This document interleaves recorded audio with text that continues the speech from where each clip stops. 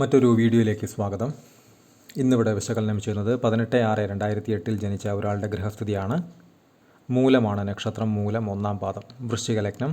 2-ൽ ചന്ദ്രൻ വ്യാഴം, 3-ൽ രാഹു, 4, 5, 6 ഭാവങ്ങൾ ശൂന്യം, 7-ൽ ബുധൻ, 8-ൽ സൂര്യൻ ശുക്രൻ, 9-ൽ കുജൻ കേതു, 10-ൽ ശനി ഗുളികൻ, 11, 12 ഭാവങ്ങൾ ശൂന്യം. ഇതാണ് ഇദ്ദേഹത്തിൻ്റെ ഗ്രഹസ്ഥിതി.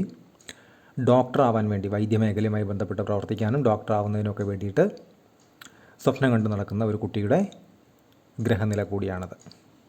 അപ്പോൾ അദ്ദേഹത്തിന് അവിടേക്ക് എത്താൻ എന്തൊക്കെ കടമ്പകൾ കടക്കേണ്ടതുണ്ട് എന്നതാണ് പ്രധാനമായും ഈ വീഡിയോ കൊണ്ട് ഉദ്ദേശിക്കുന്നത്.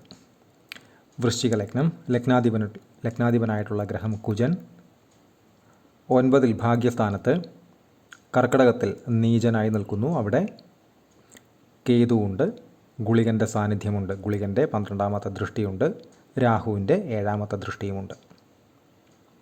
അപ്പോൾ സ്ട്രഗിൾസ് ഈ വ്യക്തിക്ക് പറഞ്ഞിട്ടുള്ളത് തന്നെയാണ്. തിടുക്കം പല കാര്യങ്ങൾക്കും കാണിക്കുകയും എന്നാൽ തിടുക്കത്തിനനുസരിച്ച് വേഗത്തിലൊരു റിസൾട്ട് കിട്ടാതിരിക്കുകയും അത് വീണ്ടും പോസിറ്റീവായി ചിന്തിച്ച് കൃത്യമായി പ്ലാൻ ചെയ്ത് മുന്നോട്ട് പോകാൻ തീരുമാനിക്കുക വഴി നേട്ടങ്ങൾ ഉണ്ടാകുകയും ചെയ്യുന്ന രീതിയിൽ, പാറ്റേണിൽ ഉള്ള ഒരു ഗ്രഹസ്ഥിതിയാണ് എന്ന് ലഗ്നം കൊണ്ട് തന്നെ മനസ്സിലാക്കുക. കുജൻ നീചഭംഗം തന്നെ ചെയ്ത് നിന്നാൽ തന്നെയും കേതുവിൻ്റെ സാന്നിധ്യം, അതുപോലെ തന്നെ ഗുളികൻ്റെ സാന്നിധ്യം, അതുപോലെ തന്നെ രാഹുവിൻ്റെ സാന്നിധ്യമൊക്കെ വരുന്ന സമയത്ത് ലഗ്നാധിപനെ എന്ന് വച്ചാൽ ആ വ്യക്തിയെ തന്നെ ഏതെങ്കിലുമൊക്കെ രീതിയിൽ അല്പം എഫേർട്ട് കൂടുതൽ ഇടേണ്ടുന്ന രീതിയിലൂടെ, സാഹചര്യങ്ങളിലൂടെ കൊണ്ടുപോകാം. അത്യാവശ്യം നല്ല രീതിയിൽ മുഷിയാൻ തയ്യാറായി നിന്നാൽ മാത്രമാണ് നേട്ടങ്ങൾ ഇദ്ദേഹത്തിലേക്ക് യഥാക്രമം എത്തിച്ചേരുക എന്നും മനസ്സിലാക്കുക. ഇപ്പോൾ ലഗ്നത്തിൽ തന്നെ കുജൻ നിൽക്കുന്നു, രുചകയോഗം. അത്യാവശ്യം മറ്റ് 1-2 ഗ്രഹങ്ങൾ കൂടെ കറക്റ്റ് പൊസിഷനിൽ നിൽക്കുകയാണെന്നുണ്ടെങ്കിൽ ഇദ്ദേഹം ഇറങ്ങുന്നതിന് മുമ്പേ കാര്യങ്ങൾ നടന്നുകൊണ്ടേയിരിക്കും. ഒരുപാട് ആളുകൾക്ക് അങ്ങനെ ഒരു പാറ്റേണിലുള്ള ഗ്രഹനിലകളുണ്ട്. പക്ഷേ ഇവിടെ ലഗ്നാധിപൻ നീചനാണ്, ഭാഗ്യസ്ഥാനത്താണ്. 9-ൽ എന്ന് വെച്ചാൽ ഭാഗ്യസ്ഥാനവുമാണ്, പിതാവിൻ്റെ സ്ഥാനവുമാണ്. പിതാവിന് ഒരല്പം നീച സ്വഭാവങ്ങളോ അതല്ല എങ്കിൽ എന്തെങ്കിലുമൊക്കെ ആശയപരമായിട്ടുള്ള ഭിന്നതകളോ കാര്യങ്ങളോ ഒക്കെ ഉണ്ടാകാനുള്ള സാധ്യതയും വളരെ കൂടുതലാണ്. അതുകൊണ്ട് പ്രത്യേകിച്ചും അങ്ങനെ ഉണ്ട്. എന്നിരുന്നാൽ തന്നെയും 9-ാം ഭാവാധിപനായിട്ടുള്ള ഗ്രഹം ചന്ദ്രനാണ്. മാതാവിൻ്റെ കാരകഗ്രഹവും ചന്ദ്രൻ തന്നെയാണ്. 2-ൽ നിൽക്കുന്നു, വ്യാഴത്തോടത്ത് ഗജകേസരി യോഗം ചെയ്ത് ധനസ്ഥാനത്ത് നല്ലതാണ്, വളരെ നല്ലതാണ്. പ്രത്യേകിച്ചും ഇത്തരം ആളുകൾ, ഒന്ന് ലഗ്നം കൊണ്ടുള്ള കാര്യത്തെക്കുറിച്ച് ഞാൻ പറഞ്ഞു, ആ വ്യക്തിക്ക് തന്നെ അല്പം മുഷിഞ്ഞ് എഫേർട്ട് ഇട്ട ശേഷമായിരിക്കും പോസിറ്റീവായിട്ടുള്ള റിസൾട്ട്സ് ഉദ്ദേശിക്കുന്ന കാര്യങ്ങളുമായി ബന്ധപ്പെട്ട് അദ്ദേഹത്തിലേക്ക് എത്തുക. 1. 2, ലഗ്നാൽ 10-ൽ ശനി ഗുളികനോട് ചേർന്ന് നിൽക്കുന്നു. ശത്രുക്ഷേത്രമാണ് ശനിയെ സംബന്ധിച്ച് ചിങ്ങ. അങ്ങനെയുള്ളപ്പോൾ തൊഴിൽ മേഖലയിൽ 10-ാം ഭാവാധിപനായിട്ടുള്ള ഗ്രഹം സൂര്യനാണ്. ശുക്രനോടൊത്ത് ബുധൻ്റെ ക്ഷേത്രത്തിൽ നിൽക്കുന്നു. പക്ഷേ ഇവിടെ 2 പോയിന്റുകളിലേക്കുമുള്ള കോമൺ ഫാക്ടർ എന്ന് പറയുന്നത് വ്യാഴം ഗജകേസരി യോഗം ചെയ്ത് ധനസ്ഥാനത്ത് സ്വന്തം ക്ഷേത്രത്തിൽ നിൽക്കുന്ന വ്യാഴം തൻ്റെ 7-ാം ദൃഷ്ടി 10-ാം ഭാവാധിപനിലേക്കും 9-ാം ദൃഷ്ടി ലഗ്നാൽ 10-ലേക്ക് തൊഴിൽ സ്ഥാനത്തേക്ക് നടത്തുന്നു. അങ്ങേയറ്റം നല്ലത് തന്നെയാണ്. ഗുളികൻ്റെ നെഗറ്റീവായിട്ടുള്ള ഫലത്തെ പോലും ഒരു പരിധി വരെ ബ്ലോക്ക് ചെയ്ത് നിർത്തുന്നതിന് വ്യാഴത്തിൻ്റെ ദൃഷ്ടിയെ കൊണ്ട് സാധിക്കും. അതുകൊണ്ട് വൈദ്യമേഖലയുമായി ബന്ധപ്പെട്ടുള്ള പ്രവർത്തനങ്ങൾ ഈ വ്യക്തിക്ക് 100% യോജിക്കുന്നത് തന്നെയാണ്. ശ്രമിച്ചാൽ ഒരു വലിയ സർജൻ ഒക്കെ ആയി മാറാനുള്ള സാധ്യതയും വളരെ കൂടുതൽ ആണ്. ഗുളികൻ്റെ സാന്നിധ്യം അതിനെ വെളിവാക്കുന്നുമുണ്ട്. അവിടേക്ക് വ്യാഴത്തിൻ്റെ സാന്നിധ്യം വരുന്ന സമയത്ത് ജോലി വഴി അംഗീകാരം, പേര്, പ്രശസ്തി, പണം ഇദ്ദേഹം കൃത്യമായി പ്ലാൻ ചെയ്ത് മുന്നൊരുക്കങ്ങളോടുകൂടി കൃത്യമായി 1-2 പരിഹാരങ്ങൾ കൃത്യമായി ചെയ്ത് തന്നെ മുന്നോട്ട് പോയി കഴിഞ്ഞാൽ ജോലിയിൽ അത്യുന്നതങ്ങളിൽ എത്താനുള്ള, ഒരുപക്ഷെ ശ്രമിച്ചാൽ രാജ്യത്ത് തന്നെ വൈദ്യമേഖലയുമായി ബന്ധപ്പെട്ട് ഏറ്റവും മികച്ച ഒരു വ്യക്തിത്വം ആകാനുള്ള സാധ്യതയും വിരളമല്ല എന്ന് മനസ്സിലാക്കുക.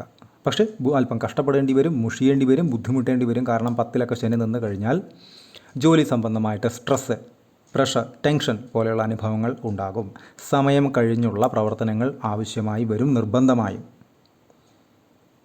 9:5 എന്ന് പറയുന്നൊരു ക്രമത്തിലായിരിക്കില്ല പലപ്പോഴും. അതിനപ്പുറത്തേക്കുള്ള സമയക്രമം പാലിക്കാത്ത രീതിയിൽ ആ ജോലിയെ സമീപിക്കേണ്ടതായിട്ടുള്ള സാഹചര്യങ്ങൾ ഉണ്ടാകാം. ഒരു ഡോക്ടറാവുന്ന സമയത്ത്, അതല്ല എങ്കിൽ വൈദ്യമേഖലയുമായിട്ടൊക്കെ പ്രവർത്തിക്കുന്ന ആരായാൽ തന്നെ അവർക്ക് കൃത്യം ഒരു സമയം പാലിച്ചോണമെന്ന് നമുക്കൊരിക്കലും പറയാൻ കഴിയില്ല. അതാണ് ആ ജോലിയുടെ പ്രത്യേകതയും.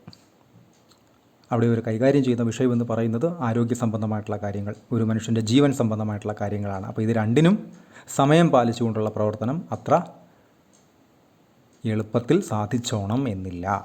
പക്ഷേ ഇദ്ദേഹത്തിൻ്റെ ലഗ്നാധിപൻ കുജനായതുകൊണ്ട് തന്നെ എത്ര വേണമെങ്കിലും മുഷിയാൻ, എഫേർട്ട് ഇടാൻ സന്നദ്ധയാക്കും ഈ വ്യക്തിയെ.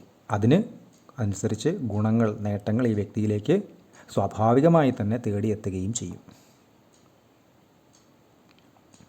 ഇത് ഒരു പ്രത്യേകത തന്നെയാണ്. ധനസ്ഥാനത്ത് ഗജകേസരി യോഗം ചെയ്ത് വ്യാഴം നിൽക്കുകയും പ്രസ്തുത വ്യാഴം ലഗ്നാൽ 10 തൊഴിൽ സ്ഥാനത്തേക്കും 10ാം ഭാവാധിപനായിട്ടുള്ള ഗ്രഹം സൂര്യനിലേക്കും ദൃഷ്ടി ചെയ്യുന്നത് വളരെ റെയർ തന്നെയാണ്. അങ്ങനെ വളരെ അപൂർവമായിട്ട് മാത്രമാണ് വരാറുള്ളത്. അത് ഒരു പ്രത്യേകത തന്നെയാണ്. ശ്രമിച്ചാൽ ധാരാളം പണം, ഉദ്ദേശിക്കുന്നതിനപ്പുറമുള്ള പണസമ്പാദനം, ധനസമ്പാദനമൊക്കെ ഇദ്ദേഹത്തിന് ആ മേഖലയുമായി ബന്ധപ്പെട്ടിട്ട് കൈക്കൂലി മേടിച്ചിട്ടല്ല കേട്ടോ, കൈക്കൂലി മേടിച്ചിട്ടാണ് എന്നാരും വിചാരിക്കരുത്. അതല്ലാതെ തന്നെ നേർവഴിയിൽ, ഇപ്പോൾ വ്യാഴമൊക്കെ 10-ലൊക്കെ ശനി നിൽക്കുകയും വ്യാഴത്തിൻ്റെയൊക്കെ ദൃഷ്ടി വരികയും ചെയ്ത് കഴിഞ്ഞാൽ അവർക്ക് ജോലി സംബന്ധമായിട്ട് ഒരു പ്രത്യേകം എത്തിക്സ് ഉണ്ടാവും. പക്ഷേ അവിടെ രാഹുവിൻ്റെ ദൃഷ്ടിയോ രാഹുവിൻ്റെ സാന്നിധ്യമോ ഒക്കെ വന്നു കഴിഞ്ഞാൽ ഏത് രീതിയിലും ധനസമ്പാദനം എന്ന് പറയുന്ന, അപ്പോൾ കൈക്കൂലിയൊക്കെ മേടിക്കുന്ന ആളുകളുടെ 10ാം ഭാവവുമായിട്ടൊക്കെ എടുത്ത് നോക്കിക്കഴിഞ്ഞാൽ ഒന്നുകിൽ 10-ലേക്കോ അതല്ല എങ്കിൽ 10ാം ഭാവാധിപനിലേക്കോ ഏതെങ്കിലും രീതിയിൽ രാഹുവിൻ്റെയോ കേതുവിൻ്റെയോ ഒക്കെ സാന്നിധ്യം ഉണ്ടാകാൻ സാധ്യത വളരെ കൂടുതലാണ്. ഇതിൽ തന്നെ രാഹുവിൻ്റെ സാന്നിധ്യം ആർത്തി സ്വഭാവം ഉണ്ടാവും. പക്ഷേ അവിടെ ശനി പോലെയുള്ള ഗ്രഹങ്ങൾ അല്ലെങ്കിൽ ശനിയുടെ ദൃഷ്ടിയൊക്കെ വന്നു കഴിഞ്ഞാൽ ആർത്തി കാണിച്ചു പോകുന്നത് വളരെ സൂക്ഷിച്ചും ശ്രദ്ധിച്ചും വേണം. ഈ വ്യക്തിക്ക് അങ്ങനെയൊന്നും ഇല്ല എന്നും തിരിച്ചറിയുക. ഞാൻ ഈ പറഞ്ഞ 1-2 കാര്യങ്ങൾ മറ്റ് ഗ്രഹനിലകളുമായി ബന്ധപ്പെട്ടാണ് പറഞ്ഞിട്ടുള്ളത്. അതിനെ പ്രത്യേകം അങ്ങനെ തന്നെ എടുക്കുക. ഈ വ്യക്തിയെ സംബന്ധിച്ച് കൃത്യമായി തന്നെ ഒരു ആദർശം, ഒരു എത്തിക്സ്, ഒരു പോളിസി കൃത്യമായിട്ടുണ്ടാകും. അത് കൃത്യമായി മെയിൻറ്റെയിൻ ചെയ്ത് മാത്രം തന്നെയായിരിക്കും അദ്ദേഹം പ്രവർത്തന മേഖലയെ കാണുക.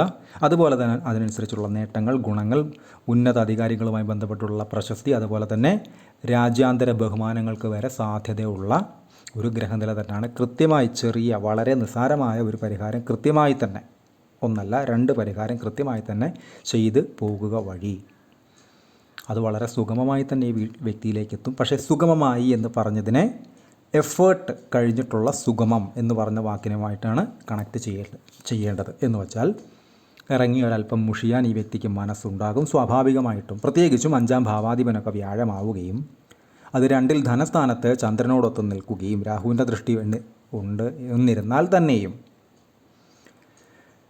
വളരെ ഗുണപ്രദമായിട്ടുള്ള വ്യാഴത്തെ കൊണ്ടുള്ള ഗുണഫലങ്ങൾ ഈ വ്യക്തിയിലേക്ക് എത്തും. പ്രത്യേകിച്ചും ജോലി സ്ഥലവുമായി ബന്ധപ്പെട്ടും പ്രവർത്തന മേഖല, ജോലി മേഖലയുമായി ബന്ധപ്പെട്ടും. ഇനി ഇദ്ദേഹത്തിൻ്റെ വിവാഹത്തിൻ്റെ സ്ഥാനം എടുത്തു കഴിഞ്ഞാൽ 5, 6, 7 വിവാഹസ്ഥാനം. 7-ൽ ശുക്രൻ്റെ ക്ഷേത്രത്തിൽ ബുധൻ, 7ാം ഭാവാധിപൻ.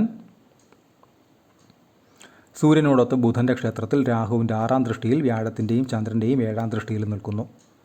7-ൽ ബുധൻ, 7ാം ഭാവാധിപൻ ബുധൻ്റെ ക്ഷേത്രത്തിൽ രാഹുവിൻ്റെ ദൃഷ്ടിയിൽ പ്രണയവിവാഹം സംഭവിക്കാനുള്ള സാധ്യത വളരെ കൂടുതലാണ്. പ്രത്യേകിച്ചും 10ാം ഭാവാധിപൻ കൂടിയായിട്ടുള്ള ഗ്രഹമാണ് വിവാഹകാരക ഗ്രഹമായിട്ടുള്ള ശുക്രനോടൊത്ത്, പ്രത്യേകിച്ചും ഈ ഗ്രഹനിലയിലെ 7ാം ഭാവാധിപനോടൊത്ത് നിൽക്കുന്നത് പ്രവർത്തന മേഖലയുമായി ബന്ധപ്പെട്ട് തന്നെ വിവാഹം സംഭവിക്കാനോ നടക്കാനോ ഉള്ള സാധ്യത. എന്ന് വച്ചാൽ മുൻ പരിചയമുണ്ടായി അത് പിന്നീട് വിവാഹാലോചന വന്ന് വിവാഹത്തിലേക്ക് എത്തുന്ന രീതിയിലുള്ള വിവാഹം ഉണ്ടാകാനുള്ള സാധ്യത വളരെ വളരെ കൂടുതൽ തന്നെയാണ് ഈ വ്യക്തിക്ക്. അതുപോലെ തന്നെ വിവാഹം കഴിക്കുന്ന ആളും അതിപ്രശസ്തനായിട്ടുള്ള, അല്പം വാശിയുള്ള, കടുംപിടുത്തങ്ങളുള്ള, മുൻകോപമുള്ള, പെർഫെക്ഷനിസ്റ്റ് സ്വഭാവമുള്ള, മിടുക്കനായിട്ടുള്ള ഒരാളായിരിക്കാനുള്ള സാധ്യതയും വളരെ വളരെ കൂടുതലാണ് എന്ന് തിരിച്ചറിയുക.